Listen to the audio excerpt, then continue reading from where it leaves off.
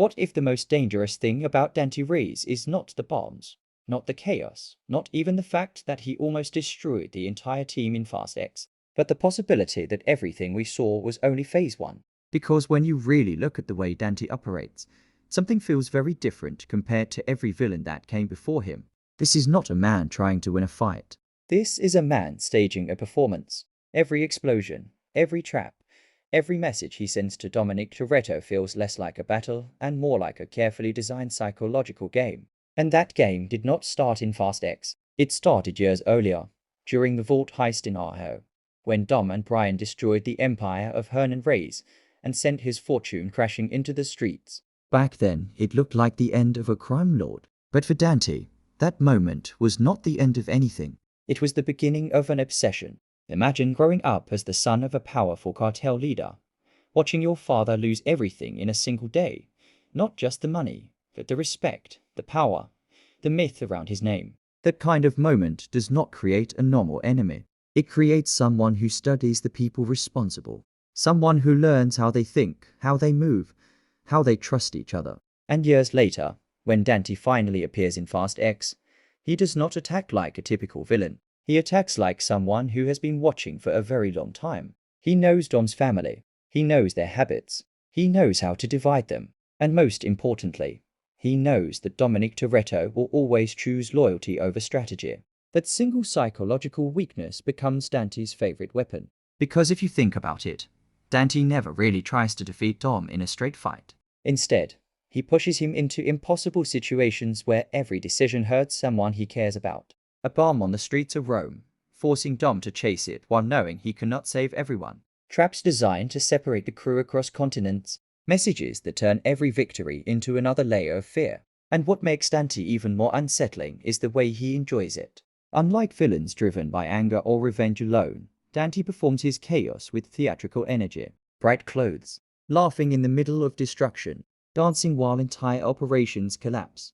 It creates the feeling that nothing about him is predictable. And unpredictability is terrifying in a franchise built on loyalty and trust. But the real question hiding behind all of this is simple. How much of Dante's plan have we actually seen? Because if Fast X proved anything, it is that he is always several steps ahead. When the team thinks they stopped him, he already prepared the next move. When they destroy one trap, another one is waiting somewhere else. And that raises a disturbing possibility about Fast 11. What if Dante never expected to win in Fast X? What if losing pieces of the board was part of the strategy? Because a villain obsessed with psychological warfare does not just attack the heroes. He reshapes their world until they start making mistakes on their own. Dom is no longer raising criminals on the streets. He is reacting to chaos.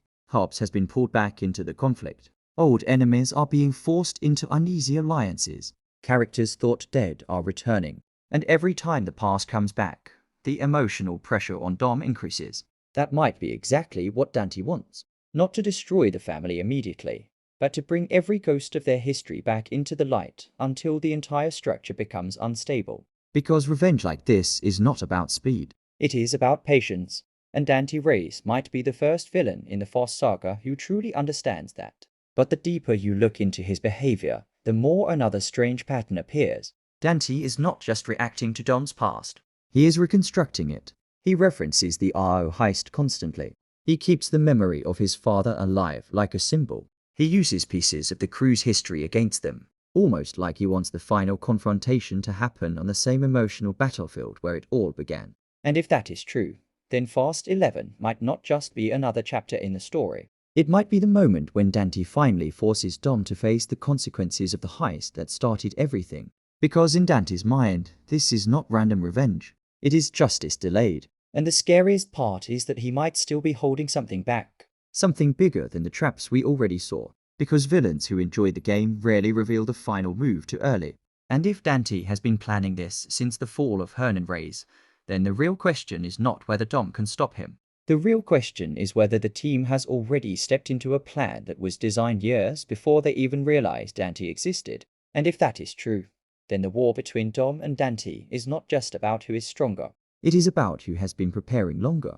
And right now, it feels like Dante has been preparing for a very long time. And the more you analyze Dante Reyes, the more unsettling the picture becomes. because unlike previous enemies in the saga, he does not behave like someone chasing victory. He behaves like someone controlling momentum. Think about every major villain the crew has faced before. They had clear goals: power, money, revenge, domination. Once those goals were threatened, they reacted emotionally, they pushed harder, they made mistakes. Dante does the opposite. When chaos spreads, he becomes calmer. When the team gets closer to him, he becomes more playful. That is not normal villain behavior. That is the behavior of someone who believes the board is already set. And that belief might come from the way his story began. When the vault from our was dragged through the streets years ago, it was supposed to be the moment the franchise celebrated the biggest heist in its history. But if you rewind that scene from Dante's perspective, it looks very different. That was the day his father's empire collapsed. The day the legend of Dante Reyes ended. The day the son watched everything his family built disappear behind two muscle cars pulling a safe through concrete and steel. Trauma like that does not just create revenge. It creates obsession. And obsession leads to preparation. Imagine Dante spending years studying the people who destroyed his father. Studying their patterns, their friendships, their weaknesses, their loyalty to each other. Watching how Dominic Toretto builds a family out of criminals and outsiders. Watching how that family always wins because they trust each other more than they trust the world. Now imagine someone deciding that the only way to defeat that kind of bond is not through strength, but through manipulation.